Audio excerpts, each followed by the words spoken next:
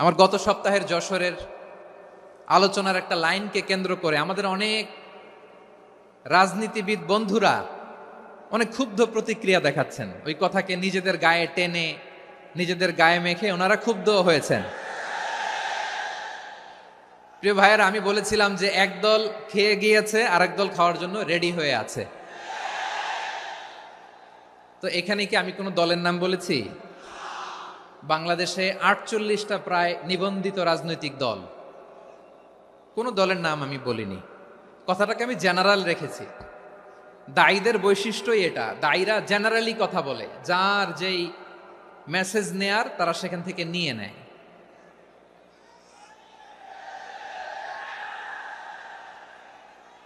তো কোনো দল এটা নিয়ে কোনো কথা বলল না। আপনারা এটাকে নিজের গায়ে যে মাখালেন, এটা ঠিক হয়নি। আমি বলবো যে এটা খুবই অনভিপ্রেত হয়েছে। কোনো দলকে টার্গেট করে বা কোনো দলের পক্ষে আমরা কখনো কথা বলি না। আমরা কোরআনের পক্ষে কথা বলি, ইসলামের পক্ষে কথা বলি, ঠিক কিনা বলেন? সো একটা জেনারেল কথাকে যদি আমার রাজনীতিবিদ বন্ধুরা নিজেদের গায়ে মাখেন, ক্ষুব্ধ প্রতিক্রিয়া জানান, এতে করে সাধারণ জনগণের কাছে একটা নেগেটিভ মেসেজ যাবে ওনাদের ব্যাপারে। এটা হোক আমরা চাই না। এদেশের তো আমার প্রিয় রাজনীতিবিদ বন্ধুদের আমি বলবো, কথাটা ছিল ভেরি জেনারেল, এটা নিজেদের গায়ে মাখানোর কোনো দরকার নাই।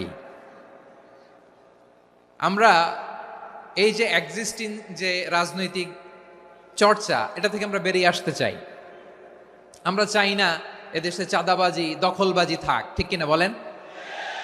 এদেশে কোনো দুর্নীতি থাক, টেন্ডারবাজি থাক, এগুলো আমরা চাই।